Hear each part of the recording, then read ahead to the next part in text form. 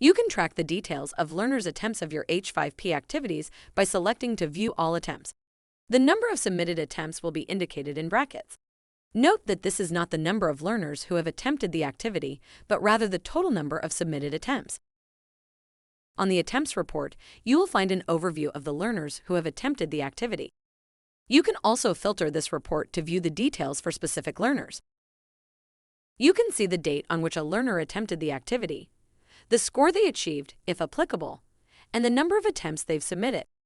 You can also click on View User Attempts to view the details of a specific learner's interactions with the activity.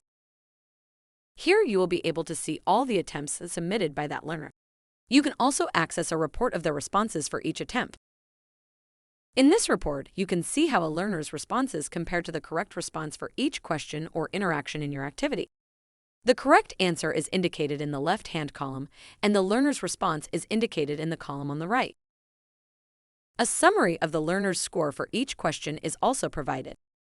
Correct responses are indicated with a green checkmark, while incorrect responses are indicated with a red cross.